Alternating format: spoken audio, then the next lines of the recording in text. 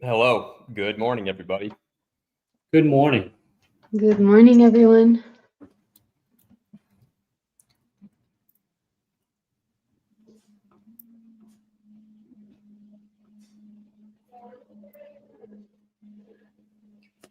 All right. So, thank you, everybody, for taking some time to join us today. As you can tell, what we're going to be talking about in today's webinar is the future of RevOps and specifically how AI is impacting that. And then we're going to walk you through 5 AI driven strategies to help move your businesses forward as we enter into this new age here. And also, as before we go through the agenda here, just some introductions on our end. You can already probably see our names and our titles, but I'm Josh Damagala, the sales director for North America. I've been in the HubSpot ecosystem about 5.5 years now, about 2.5 at the HubSpot directly, and then the other half on the agency side. And then Jose, since you're below me, if you want to go next. Of course. Team, nice to meet you. My name is Jose. For those one that don't know me yet, one of the co-owners here at Triario. Our company has been out in the market for over 16 years now, 14 of those working tightly with HubSpot, implementing HubSpot, integrating it, and now deploying all these AI-first strategies with the CRM at the core of it. So very happy to be here.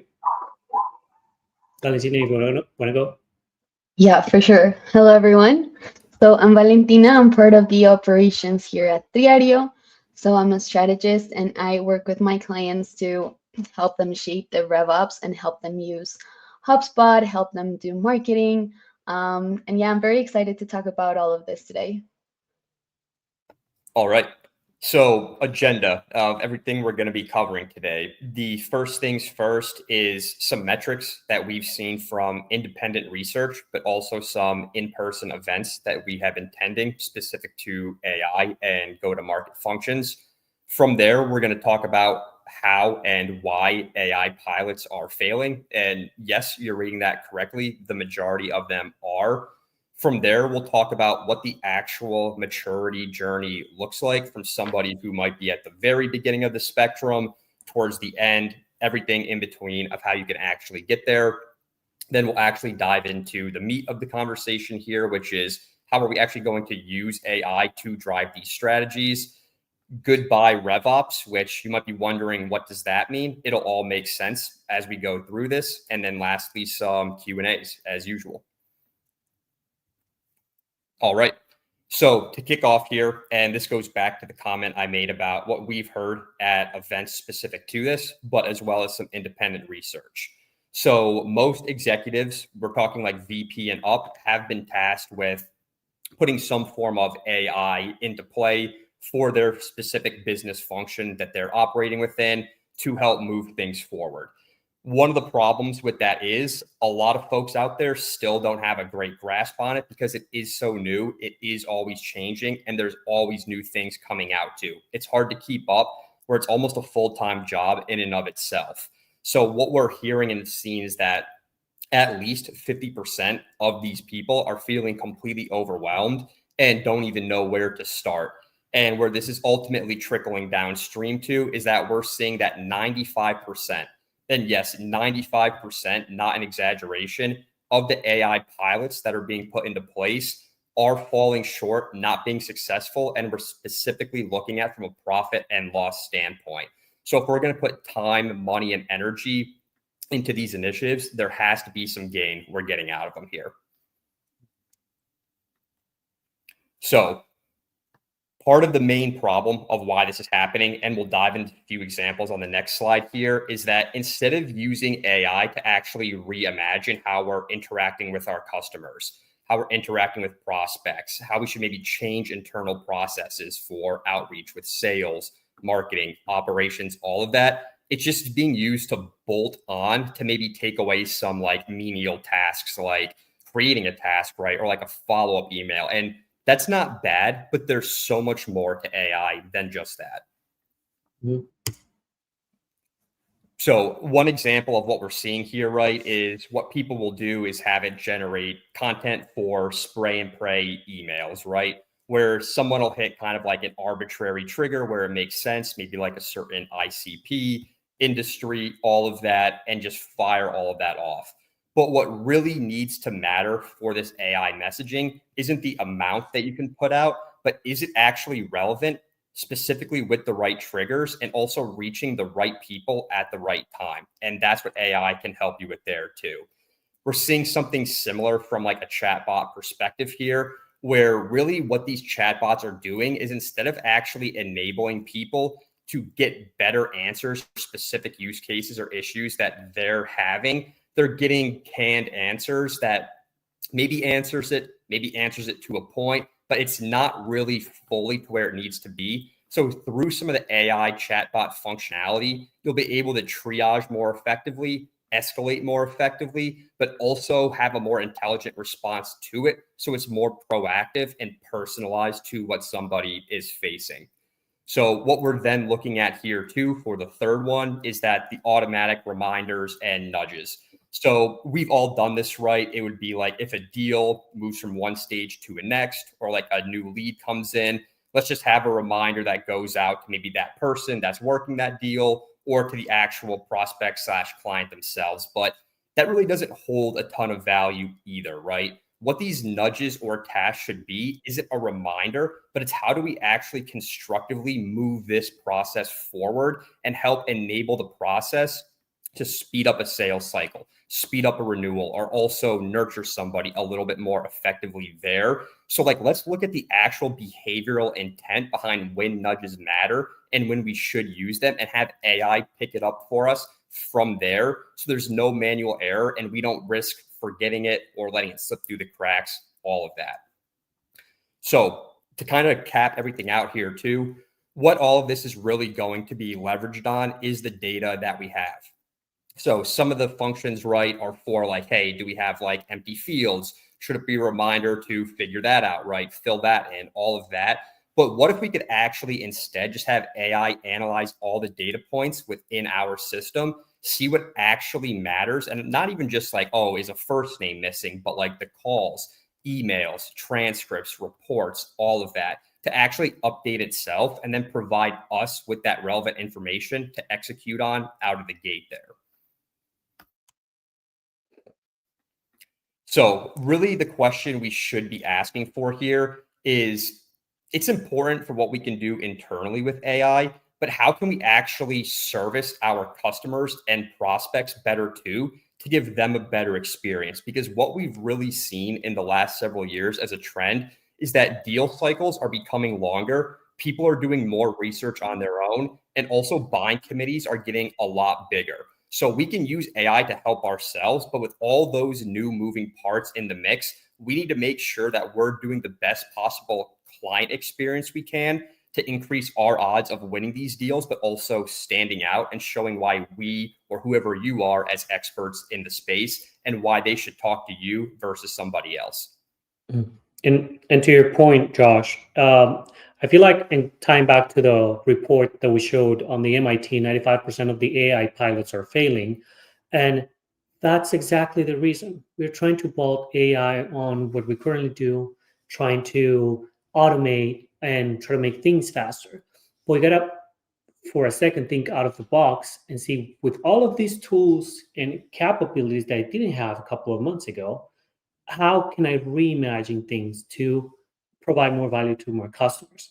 Sometimes your customers don't want more communications, they want better communications. Sometimes they don't want any communication at all, and you're able to get the information you want by researching other databases and bringing that over. You don't have to bother your customers with that. So those things are some of those are things that we're going to cover today. What's really important here is that first things first, crawl before you fly. Customers want to deploy AI. There's an AI frenzy right now. There's so much money that's being poured into AI initiatives. Most of the companies in the US and Canada say that they are willing to spend on AI-related projects next year, but those are set to fail if there's not a strong data foundation. So this is typically the journey or the phases a company goes through before even leveraging successfully AI. The first one is a CRM foundation, right? Companies come from spreadsheets or simplistic tools and go from that to consolidate the data in a CRM. Stage 2 is all that data is there, but it's missing context from other sources like ERP or CPQ or other tools that may impact or maybe may have a piece of the information of the customer. Stage 3 is data hygiene and enrichment. At this point, companies may have already all the data integrated, but there's a lot of duplicates that are created over time. So they realize that they need to clean up their data, deduplicate, enrich that, and that's when automations, the ones that you already know and you probably are using right now, start working and running more smoothly, and they're more accurate and reliable. But at this point, which is stage 3, you are still not leveraging AI to the full potential. There might be some AI initiatives in there, here and there, but the full extent of it comes in phase 4, where you have that strong data is reliable and insufficient, and you can leverage and put AI agents on top of that. This is when companies ultimately see them all these cost efficiencies. They are able to scale and deploy strategies both from marketing, sales, and customer service perspective that used to take months, now it can take hours. Before you attempt any of the activities that we're going to show, you need keep in mind that AI is only as good as the data you provide. So data needs to be structured, sufficient, and reliable. And I say this because constantly we interact with customers that want to have an idea, they want to deploy an agent, they want to have AI do this and that, but the data that's in there is not reliable. So something you need to take care of before you even consider any of the items below. Now, let's jump into it. 5 AI-driven strategies you could implement, starting with AI SDRs. So we probably already have seen that there's a couple of the jobs that are being replaced by AI includes BDRs, SDRs, and customer service agents. Reason being, there's a lot of manual work that can be automated, and also the work can be more tailored and more relevant to your prospects and customers. What we're showing here is an approach where you can get information on external signals that nurture and flow into the CRM and generate automated email sequences or communication sequences to send communications out.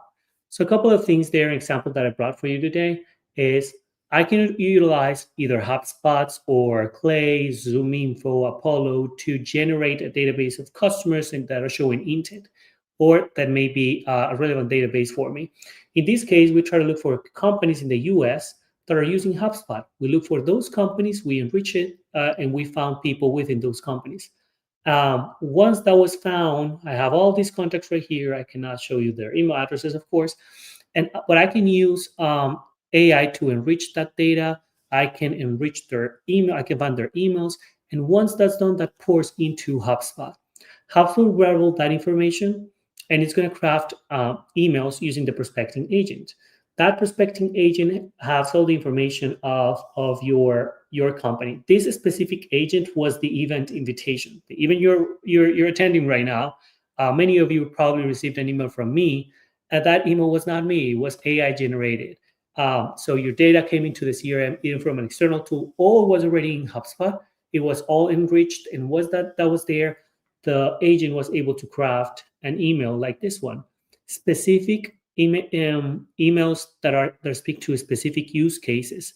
This one says, "Hi Amanda, noticing Smart Bridge Solutions active push into new technologies in retail." It's looking at the company website and it's looking at news and understanding what's going on in that company. So I imagine streaming marketing initiatives while aligning sales and service teams can get pretty complex. As a marketing coordinator, you probably see a lot of see how critical it is to keep everything coordinated and efficient.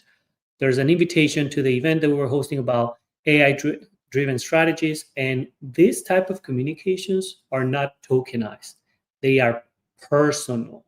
And there's a big difference there, because when we're using AI, where the customers are not expecting personalized, they're expecting personal.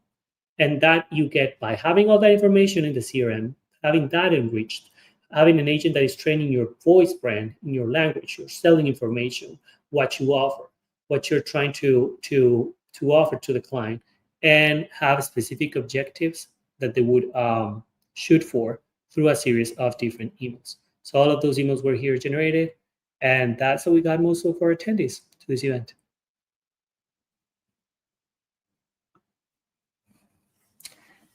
That is example number one. If you have questions, write them down. We're going to have a questions and answer section. I know there's a lot here. I am personally very excited about this one because we have been seeing a lot of results with the sequences that we have deploying. The second one is the upsell and cross-sell agents. Traditionally, salespeople, right, had to go into the company account and try to understand where the opportunities were at. There are different ways that could go. We either create a report to understand granular binary data of what the customer bought, when that happened, and whatnot, and make a very simple analysis to try to figure out the type of approach or what type of product you want to offer. In other cases, mostly for B2B and highly consultative services, you would go and talk to your operations team. And your operations team will tell you, yeah, we talked to the customer, he said this, and that, but that can only happen a couple of times throughout the year. So right now, when you have all this data clean, centralized, including transcripts, calls, notes, transactions, invoices, and whatnot, you can have an agent go into all of that, analyze that, and come with suggested strategies. This example right here is the upsell and cross-sell agent which is provided by HubSpot. It needs training. It needs a lot of refining, by the way, but it would give you a clear context onto what's happening with the company. The example that I have in here is this one. So I did take one of our customers, and it says, Wonderful World Travel operates in a high volume travel agency, highly reliant on Facebook. It's telling me that there's another use case that I could leverage for another of our customers. I'll try to make this a little bit bigger for you. So it's telling me you can use that as an example. There are measure results. You can speak how Rivera saw mark improvements in sales productivity. And there's a couple of actions there. You can leverage analog success, schedule a smart integration scoping workshop targeting Facebook, HubSpot lead automation. And there's a couple of suggested steps right here. So this agent can go into your target accounts, the biggest accounts in your CRM, your customers, and every, say, 3 months, run an analysis. And if it detects an opportunity, you can leave a note in the CRM, you can create a task, and your reps can go from there. So it's saving you the time that you had to previously put into researching the company record, meeting with your team, and doing a lot of legwork, right? Right there, you have a couple of use cases, analyzes data and suggests cross-sell strategies, but also success lead cross-sell, because it knows what the transcripts or what was mentioned during the call. So if a customer tells you, customer service team, oh, that product sounds interesting, or one of our, get this a lot, very often, we're talking to our sales director, and he says, our marketing person is also looking to integrate this into the CRM. Do you guys do that? And our customer service and our customer reps would say yes, but then they might forget to give us a notch here internally, and the rep will not, the agent will not. The agent will grab that transcript and will generate an alarm, a notification, and that'll be all automated. Okay, so Valentina, if you want to go. yeah. So next up, we have marketing tools. So in HubSpot, there's a really cool tool that is the Marketing Studio. So of course, it's using AI to help you generate all of the tools, but to also have a workspace just for marketers. So you have a campaign, you add a brief to it, and then with help of AI, you can either create the content and you can have like a visual way of brainstorming and adding more content to it. So here, for example, we have a brief. Maybe you can zoom it in a bit. Yeah. So we have a brief. We can help generate this with AI. So as Jose was saying, it is first to like the foundation part, it is to make sure that we have all of our brand voice and everything within the CRM, and with help of like the insights that AI can give you, because it is connected to all of your customer data. So here we put all of our brief. So what's the goal of the campaign? What's the audience going to be for? What are all of the details? What are the assets that you want? And then it will show us what we can do across all the different channels. So it's a board where I can remix my content, where I can see what it connects with what, and I can put different concepts into, like, one concept into different assets across my media channels.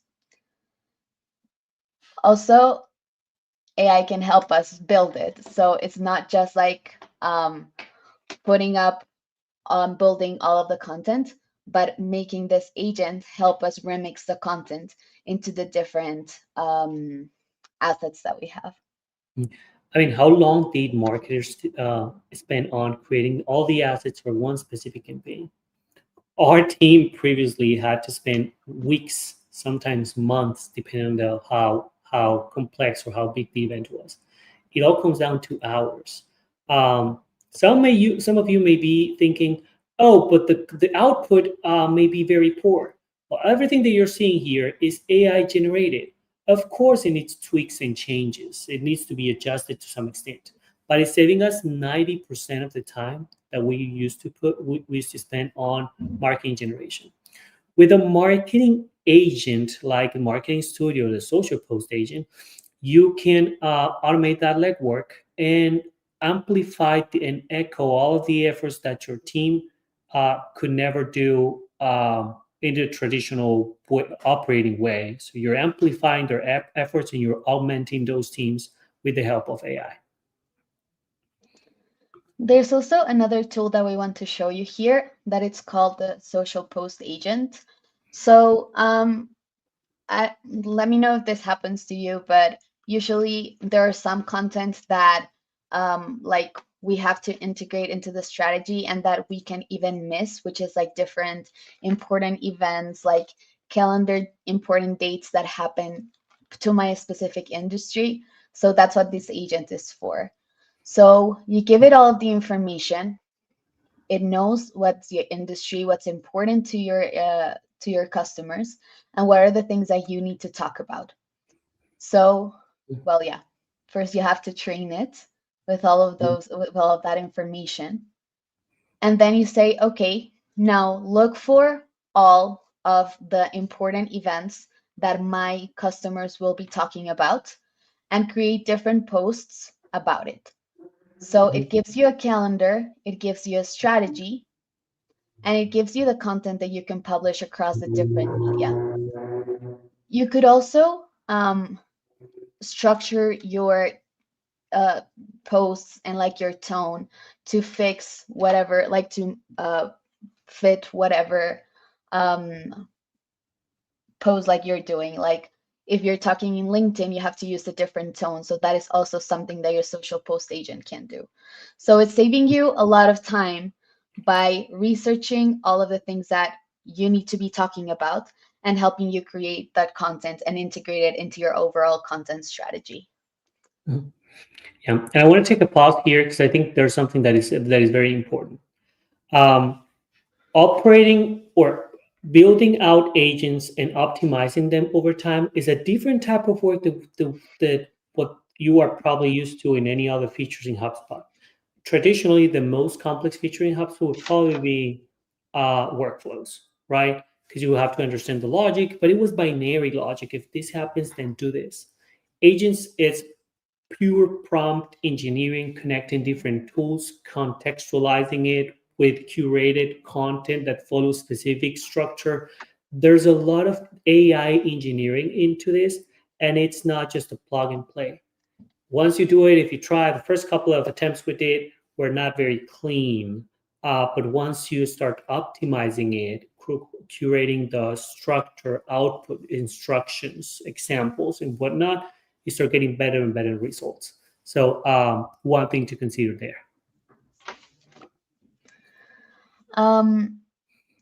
Okay, yeah, so that's our social agent. Now we're going over to customer success and to service. And we have this other tool that is the customer agent. So this, I don't know if you've struggled before with a chat flow that you have to give it like a lot of different decisions that they can do, but still it doesn't sound really like a person, or it doesn't really fit what you want them to say. And it usually lacks a lot of context. So that is what the customer agent is all about. So it's a chat that you can put in your website, and that will be your 24/7 concierge. So it's available all the time, and it helps you take all of the easy questions that your customer usually asks, and that your team usually wastes time answering. So it's leaving the important questions to your team, and the easy ones and common ones to the agent. So um, this is also something that you can use across different operations. So it's not really just about customer service and customer inquiries, but it can also feed into your pipeline. So it can help you qualify and prospect new clients that could even end up in a closed deal. So first, of course, is training it. So you have to make sure you put all of the knowledge sources. So it can be frequently asked questions, it can be your blog posts, it can be different pages that you keep up to date, and that will be the data source that your agent will fit into. Next, you give it also a personality and a role. So you want it to be mostly for answering customer inquiries. You want it to be mostly for qualifying your prospects. What do you want it to do? And also, how do you want it to sound? So you want it to be professional. You want it to be more friendly. You want it to be, empathic. You can give it a personality that actually fits your brand voice. Mm-hmm. And one thing that is important is, to your previous point, is you define what you want it to do, right? One important concept about agents is tools. In HubSpot, sometimes it's called actions, but tools is the agent is just a brain, and it can only affect data or communicate or do stuff for you if it has tools connected to it. So you start giving me those arms, legs, and all these different assets that would allow him to move around. So what do you want it to do? An example would be track order status. So you're receiving that information from your customer, then track the order and come back with an answer, or identify the invoices, or send out a communication, or book a call with the sales reps. What exactly do you want it to do? And once you start incorporating all these actions, then it starts getting very relevant. The caveat, or I guess the consideration there, is the cut for the agent to identify when to activate those actions. There's training that needs to be put in place. So one thing to mention there. But once that's set up and the agent is there, answers are very relevant. I don't have a lot of data in here, so I'm not able to test this one out, but I'm pretty sure since this feature has been out for a while, you probably have already played a little bit with it if you're familiar with HubSpot. If not, there's a lot of content online on this. There is another thing here, and is when it's necessary to speak to a person or to speak with someone from your team. So I was speaking with a customer a few weeks ago, and they were very concerned with this because they are in a very niche financial industry. And there's a lot of questions that may be complicated, and that he has played around with different AI robots from like their competitors, and sometimes they give them like inaccurate answers, and you do not want that with your brand. So you can put in like the different keywords that will automatically hand it off to an agent or to a person that can actually answer those questions to your customers. So it's actually knowing how to structure it, so you actually answer the difficult questions, and you leave the AI just answer the common ones, or like the things that can be frequently asked and answer.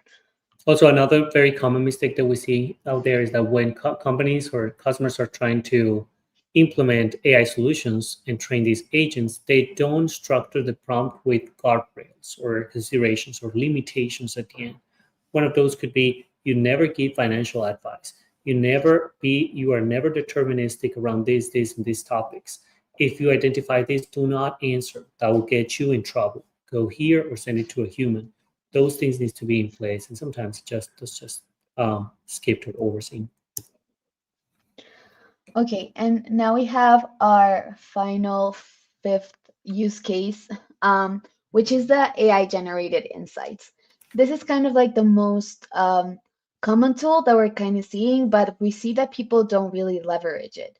That it's basically different insights that your AI can give you across the whole CRM because it actually knows your data.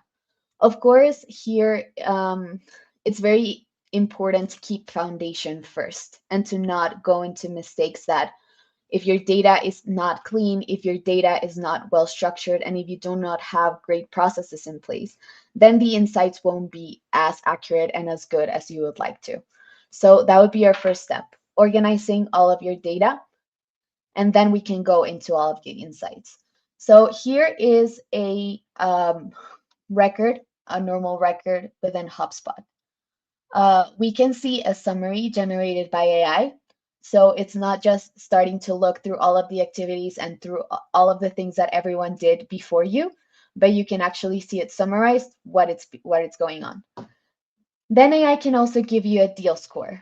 So it learns from all of the other deals that are currently going through your pipeline, and it generates a scoring based on the different factors that you currently use. So for example, it's been on that stage for too long. It's probably not going to close. So it will give you a really small score. Also, the client has not really been engaging with your emails. It will give you a lower score. So it's not something that you put in place, but that AI is learning with the other deals and the other interactions that you're doing and the deals that you are closing. Mm-hmm. And one thing that is worth mentioning is this is an alternative to the traditional forecast probability where reps would put in manually. Now you can use this number because it's a score between 0 and 100, and this will be the probability of closing the deal this AI provides. And to Valentina's point, information about like the meetings, the notes, all the information about those transcripts, what happened, the calls here and the transcripts of those calls, everything here needs to be logged and centralized so the output is actually relevant and the AI is giving you a concise and accurate forecast. Okay, so that is important. Now, team, Josh did mention this at the beginning, but traditionally what we thought of, the traditional revenue operations service that we all know that was all about creating new data structure, hygiene, automations, and deploying all these binary logical automations, it's long gone. What we're looking at is the future of RevOps. It transforms into AI operations. AI operation combines the good foundational practices from RevOps, but shifts the focus to AI-first solutions. It doesn't mean that everything is agentic solutions, right? AI-first solutions could be workflows that have AI as one in some of those steps. Could be insights or widgets within the CRM to kind of like centralize or summarize information wherever it's relevant.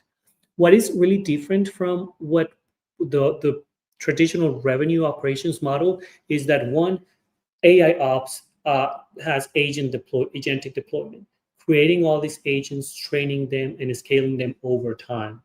Two, AI-driven automations. The traditional binary logical automation, if this property changes, then do this. That is quickly shifting into whenever you detect something in the CRM, that could be a property change, that could be into a call transcript, that could be into an email, that the customer is not happy, for example, then activate this alarm and set out a task for the manager to chime in. That is more relevant, that is more contextual, and that is more powerful. Three, continuous AI training and optimization. All these AI models are not perfect and they require training over time.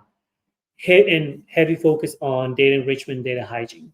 The output is only as good as the data we're putting in. So cleaning data, enriching it, and hygiene, connecting to external tools, Clay, Databricks, enrichment. There's a lot of information out there that we are currently discussing with our customers, but this is going to be critical to optimize the AI.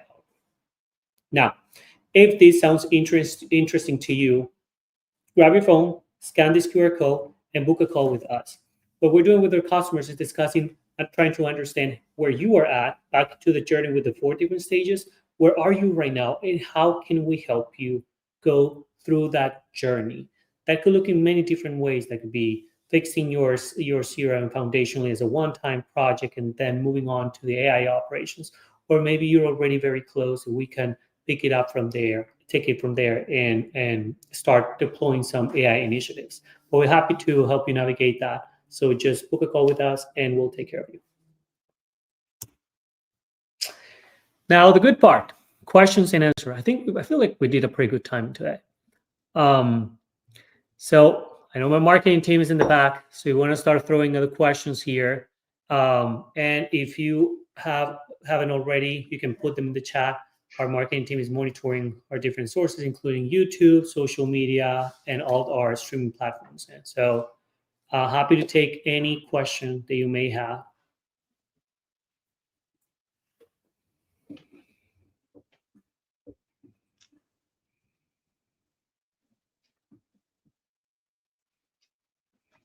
All right, we have the first one. Hey, we're on a RevOps pilot, but the data wasn't accurate.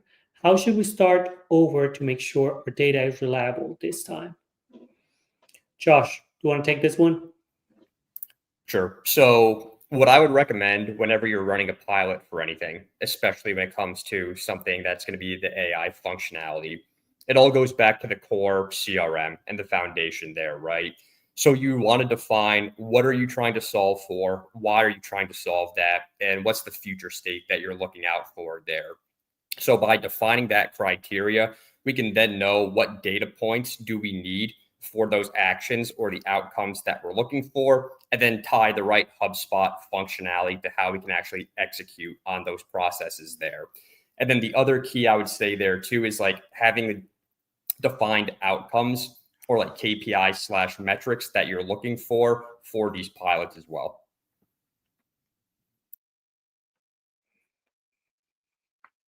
Many companies struggle with CRM complexity. What's the first practical step a team can take to simplify their HubSpot setup using an AI tool? What's the first step a team can take to simplify their HubSpot setup using an AI tool? I'm not quite sure what Ryan might mean by simplifying the HubSpot setup. But what I can say is that there's a lot of AI tools out there, both within and outside of HubSpot. Those tools can help you navigate or make sense out of all the data that is entered, to duplicate it, clean it up, and then leave something that is concise and the data is associated. So step one is take care of all that mess and make sure that your data is reliable. And the AI deployment, if you want easy wins, then start incorporating the small widgets and the more plug-and-play solutions that are within your CRM or external apps that are pre-connected to your CRM. After you do that, which are the simple tools, then you're good to start exploring the agents. Agents are going to take a considerable amount of hours. Setting up an agent, if you want to plug and play, you can do it in 1 hour, right? But if you want to do it right, it's probably going to take you 20, 30 hours just to set it up properly and train it correctly and put the right examples and whatnot. And over time, it will consume more time. But once it gets to a point where it's giving good output, it's going to save you hundreds of hours. So I would add to that usually complexity from the CRM comes from not having a clear process or having messy data in place. So like make sure that you're not doing all of the mistakes that we were talking about before and just try to implement a lot of like AI tools as possible, but to actually start small. So make sure that your data is clean. Make sure that you know your customer journey. Make sure that you know like what are the most important steps on your pipeline, and start simplifying it that way. And then start implementing like a lot of the AI tools, but start small. It's like which one is what's the objective that you want to accomplish? What's the process that you're struggling with the most? Is it the prospecting? Let's do something with the SDR agent. Is it marketing? Let's start using small tools like the social post agents and so on. Mm-hmm. And back to our original question on one of the slides that we presented today on how do I provide more value to my customers using AI? Put that in a matrix where you can have the level of effort that is required versus the value that it provides to your customers. And start with the low effort, high value. Those are going to be your easy wins. It's going to help you gain some traction, show return on investment in your company, and they're going to be willing and happy to invest more and do more and support you more as you deploy other agentic solutions. Aside from HubSpot, what other essential tools or platforms should we consider for a robust AI-driven RevOps strategy? I love this question. We talk a lot about HubSpot, of course, because we're a HubSpot partner. But there's a lot more to HubSpot. And I'm going to take a step back here. AI has a lot of capabilities. If you can divide your brain into 7 different portions. So vision is one, understanding language is another one. There's so many capabilities that are there. There are tools for each one of those. And HubSpot doesn't have it all. So depending on the type of use case that you're trying to accomplish, you have to connect that with different tools. For example, agentic solutions that render and generate video would require tools like HeyGen connected to a strong brain and database and connected to your CRM so that it's able to show information in real time. If you are trying to do any type of complex data processing, you will have to put that out of HubSpot. Probably work out on N8N or Make and try to connect that to a database. That's another type of agent. And connecting all those creating all that setup outside of HubSpot, maybe that's connected to HubSpot as well. But there's many tools out there depending on your specific need. So yeah, great question. Thank you. Can you give us a quick practical example of an AI-driven RevOps strategy that helps align marketing and sales specifically? Sure. The first thing that comes to mind, and I don't know if anyone else wants to take this one, but I'll give my example real quick, is the traditional handoff between marketing and sales used to be, here's a new lead, here's what they told us, right? It was very binary. If there's a form submission, assign a task, leave a note, and that's it. A smarter way to do that could be, one, the lead comes in, so I do 2 things. The first one is I have my prospecting agent reach out to the customer to try to get that meeting scheduled on behalf of the sales rep. So they don't have to do that right now, and I can reach out immediately.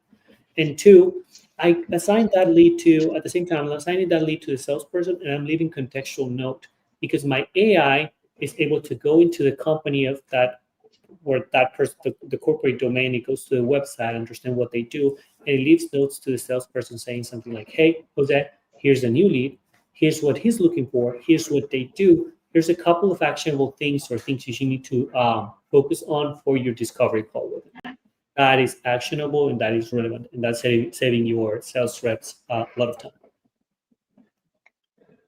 I would also add on the marketing side to start by putting out content and putting up triggers and call to actions that actually give you your ideal customer. And for that would be to create content that actually speaks to them. So be consistent across all of the platforms that you're in.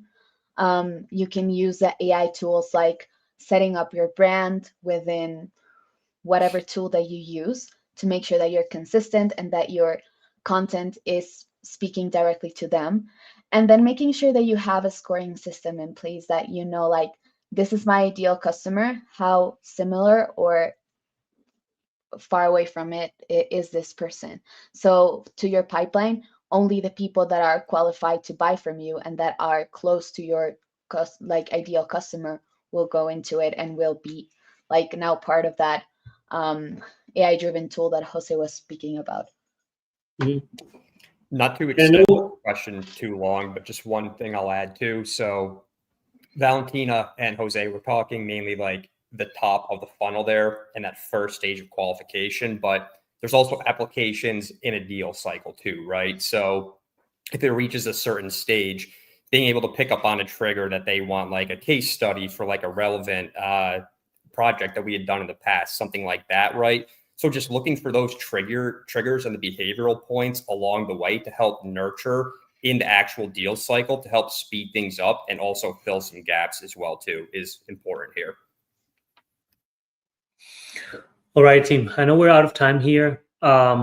We appreciate the time. I know it's try to do this at the beginning of the week. It's a Thursday, and I hope everything that you saw today was relevant. We try to make it a little bit mixed between the concepts and the theory and a little bit actionable items within HubSpot and the tools that we use and implement with our clients. If you have questions, let us know. I would encourage you to reach out on our website to connect with us. We are going to send you all this information, the slide deck, to your emails, to the email that you sign up on. And yeah, we host these webinars every month or 45 days, kind of. And just stay tuned, sign up to our newsletter, and I'll see you around. Thank you for your time. Thanks, everyone. Bye, everyone. Thank you. Bye-bye.